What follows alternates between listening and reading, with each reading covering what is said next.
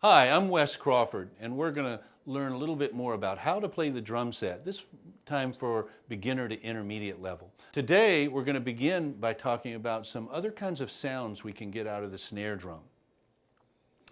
There are three other basic sounds I want to talk about today that you'll use a lot in rock drumming.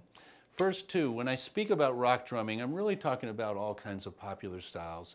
Might call it rhythm and blues or funk or hip hop, but a lot of it to us falls under the very general heading of rock. First, let's talk about the rim click. A lot of music, we will use a rim click sound. It's a very resonant wood sound.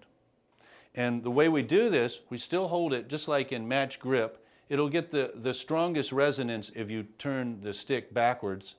And we'll put our hand flat down. You have basically the back part of your hand or your wrist area is touching the drum and it never leaves the drum.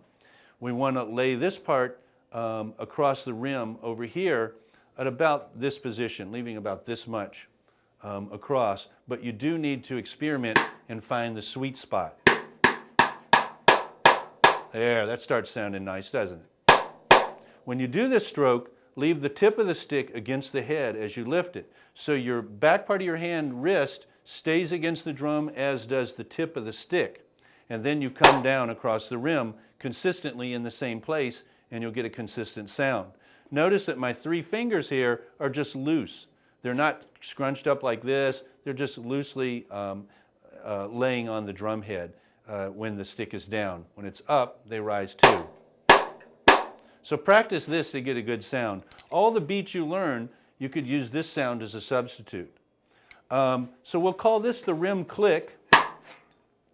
There's also a sound called the rim shot. And a lot of these, in books, a lot of these terms are used a bit interchangeably. But it makes the most sense to me to call this a rim click, and this a rim shot. And what I did to get this sound was I hit the rim and the snare drum at the same time. And this is used a lot in popular music, rock and other styles, to get a real sharp sound, particularly on beat 2 and 4, what we call the backbeat in rock drumming. The other type of sound you sometimes might want to get as sort of a special effect or maybe during a fill is a stick shot, where we actually put the tip of the stick down here in the middle and then hit that stick with the other stick. So get used to using all of these different kinds of strokes and think about the sounds and how you might use them. It's just three more sounds you can get out of your snare drum.